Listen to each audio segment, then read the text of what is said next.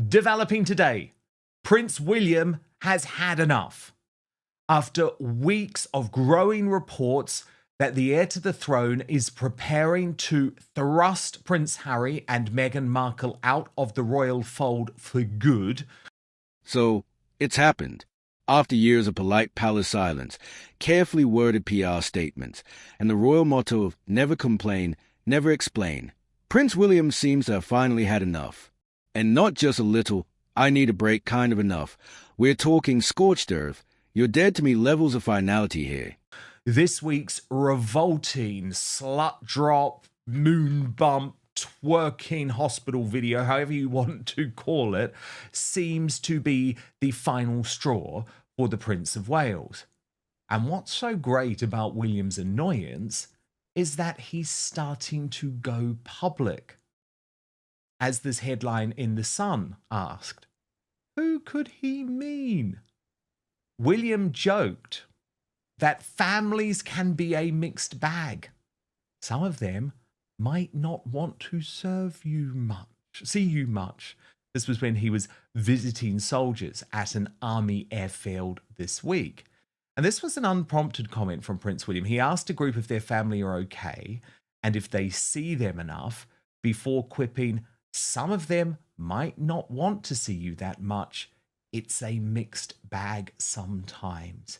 And Lady Colin Campbell, we know that senior royals choose their words very carefully on these sorts of engagements when they are followed by the royal rota and when they are being filmed on various mobile phones.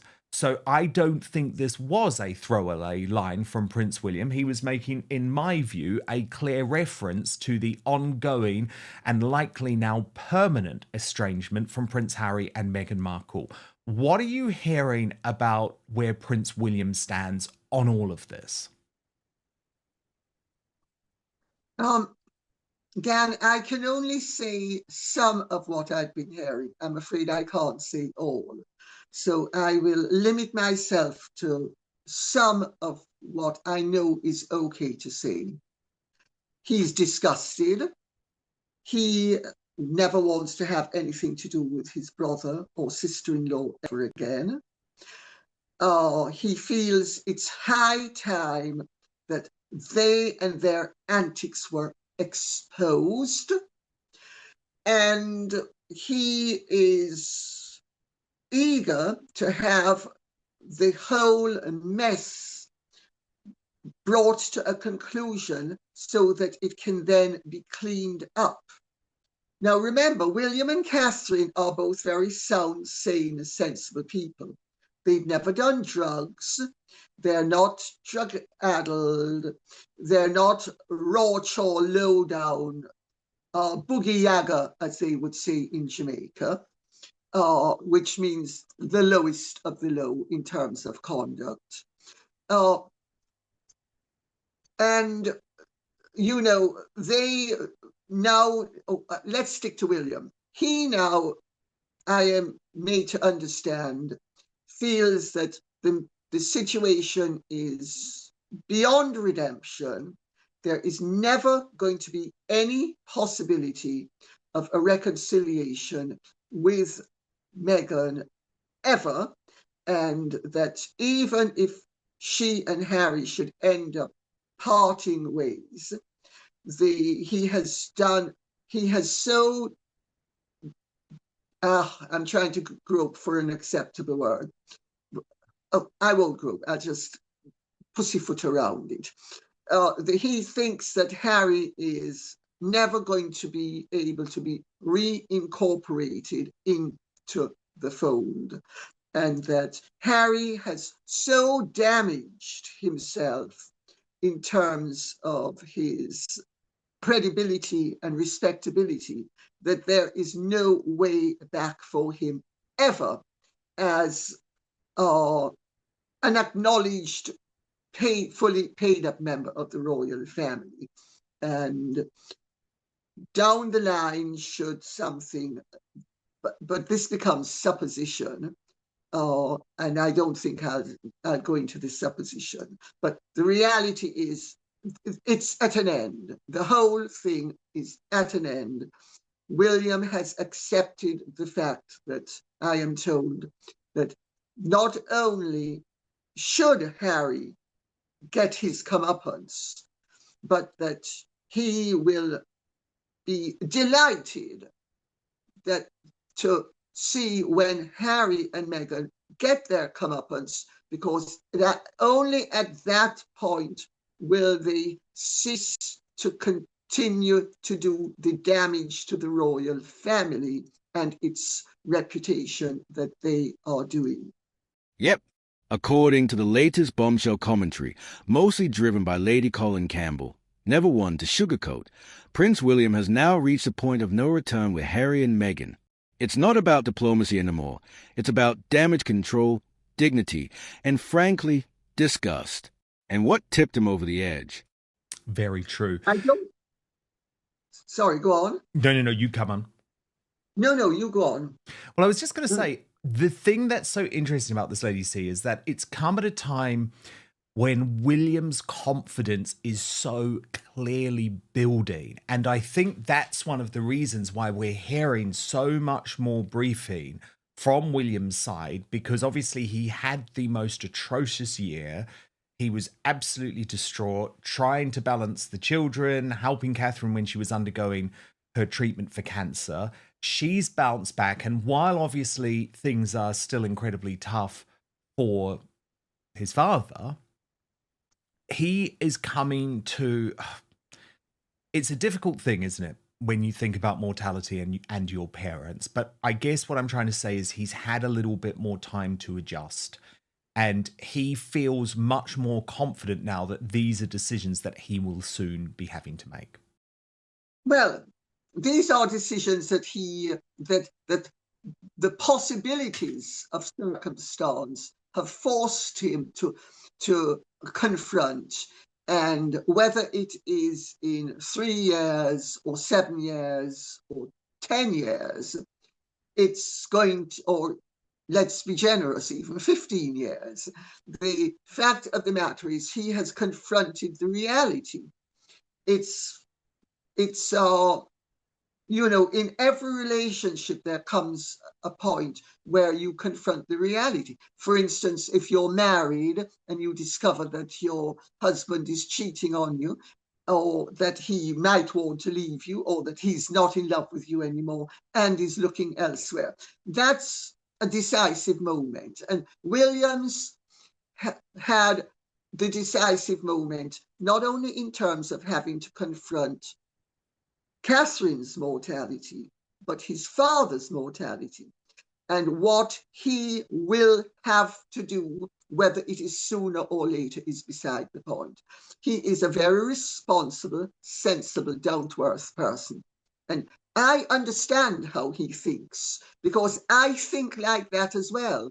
He's very dispassionate, despite being a passionate individual. When he's very dispassionate in coming to the correct decision. And I'm exactly like that, as his mother used to point out to me. And she wanted to know how she could become more like that. Well, William is naturally like that, or his life has made him like that. Diana wasn't like that. But he's faced all sorts of dark moments. So he now understands that exactly what he's dealing with, and that there would come a point, or might come a point, might be a better way of putting it, where he would have to be decisive. And William has shown that when the chips are down, he is decisive in a way that his grandmother was, and his father is not. His father is not decisive in that way. I mean, the Queen is the one who said no half in, no half out. You can't use Sussex Royal. The Queen is the one who through Garter King of Arms made Harry and Meghan aware that they could not be half in, half out, that they were not allowed to use Sussex Royal, which of course they'd spent a year doing at vast expense, setting up, trademarking everything, including used sanitary napkins for sale to admirers. And he William showed with the Sue Hussey business, Lady Susan Hussey. Susan Hussey, and yes. Beautiful Arnie, otherwise known as more accurately Marlene Headley. He showed that when the chips are down, he will be decisive and he will take actions that he might not want to take, and that he might have to then mend fences about thereafter, which indeed he did. But he was very quick to distance himself from any suggestion that any member of the royal household could function in a racist manner. So William has a streak of decisiveness that I actually have as well, I've got to tell you. I will chop you off at the knees if it's what you deserve. And I think, and William does that as well.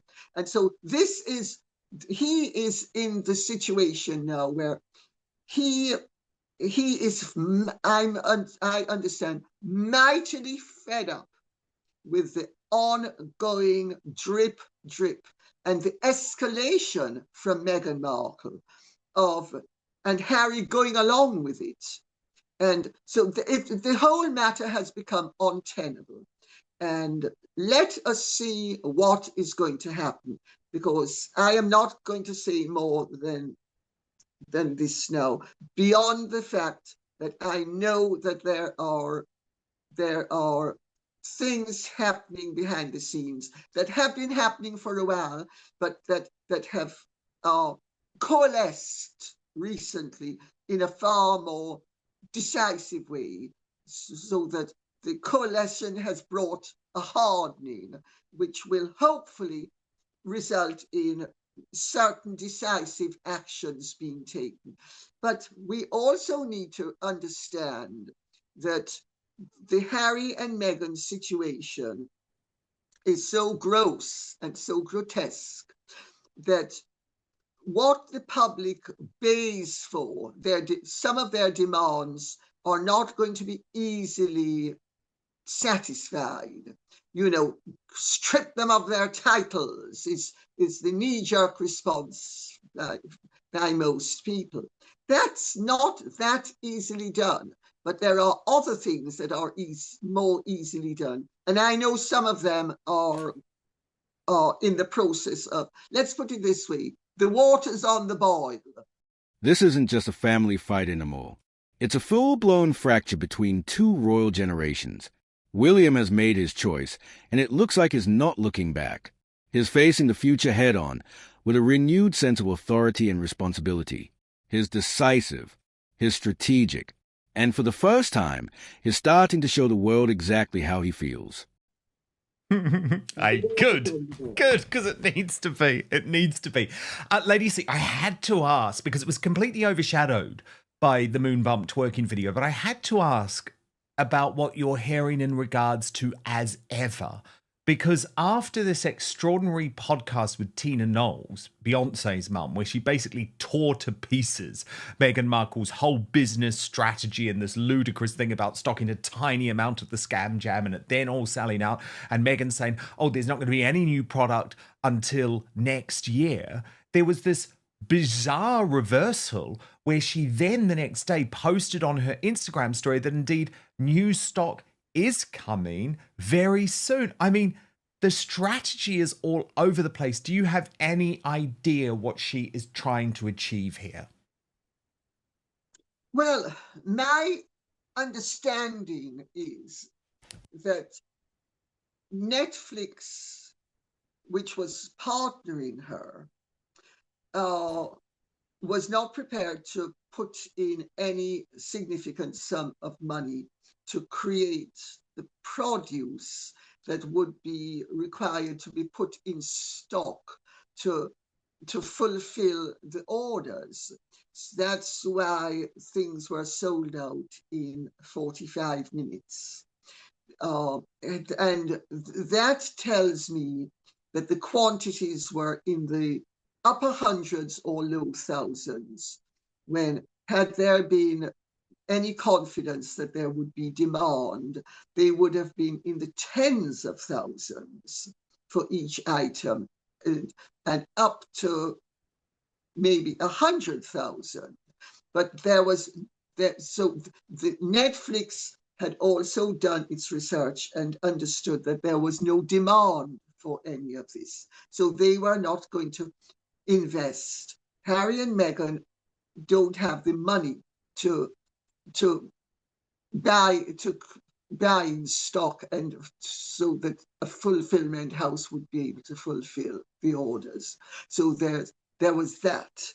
And my understanding of what's going on is that Meghan is trying to establish links with some of the lower end or medium range fashion houses. She's tried it with the top end to get them to have her as the face, etc. For instance, do you remember when she tried to manipulate Dior into Yes, making her like the Charlize Theron of the day? And they said, no interest in you, sweetie pie, but if Harry wants, we'll give him a suit and maybe have him do something. And in fact, they did give him a suit that he wore to where she had on that white dress. I think it's at the cathedral. And so that would have been the Queen's Jubilee event, if I remember correctly. But so she's got the message that no A-listers, no high-end fashionistas, no high-end fashion houses are interested in her. However, she has been approaching, my understanding is, manufacturers in the hope that she can end up maybe having a line of her clothes, which would then be wildly overpriced because, you know, she's delusional. The woman has a massive ego and no discernment and no connection to reality.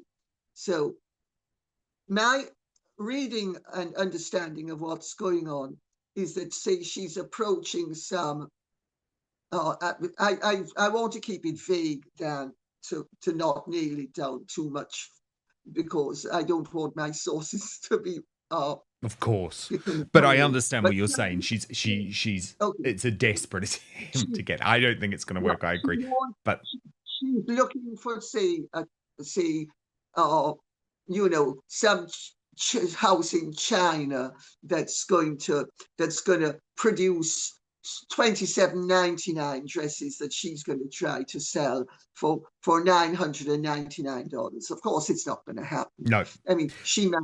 No, because the thing is, and she's toxic to these big brands. She's totally toxic to them. Oh, Lady C, given we were talking about that event with William, there was just such a lovely moment where he had this great interaction with some young kids there, and it was a bit of a palate cleanser for me. So I thought you might enjoy this. Watch. Yeah, that's it, but it goes everywhere. So, are you off school today? Yeah? You're going back. I see. Someone's going back to school, someone isn't. Have you been on half term recently? Yeah? Did you have half term last week? Or you? Yeah, I think so. Did you have a nice half term? What did you go to?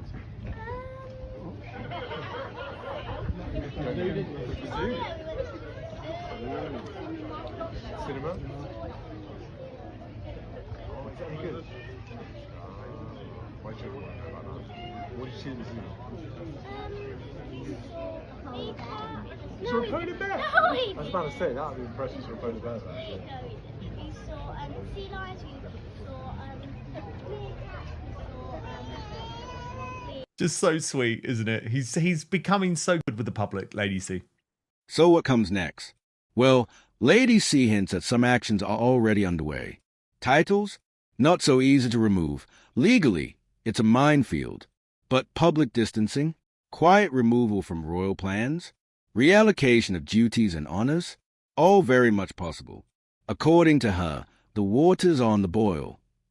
And if she's right, we may see a much more overt royal split unfold in the months ahead. The bigger question is, can the monarchy move forward while Harry and Meghan are still loosely attached to it? For William, the answer seems to be no. This isn't just political, it's deeply personal. William lost his brother. He's been left to carry the crown's public image while Harry and Meghan turned family drama into content. For William, it's no longer about protocol, it's about trust, and that trust is gone. Calling someone beyond redemption isn't royal language. It's real emotion, and it shows just how damaged this relationship has become. One question a lot of people are asking now: could Harry reconcile with William without Meghan in the picture? Some insiders believe William still holds a sliver of hope for his brother, but only if he breaks free from Meghan's influence. But given Harry's public loyalty to her, that scenario feels unlikely. And William may not be willing to risk being hurt again. This isn't just a family feud anymore. It's a permanent fracture between two royal generations. Well, both the boys, actually, Harry as well, they're both great with children and always were. Both Charles and Diana have always been good with children. Diana was very good with children, but so was Charles, which people don't seem to realize. But he really is good with children.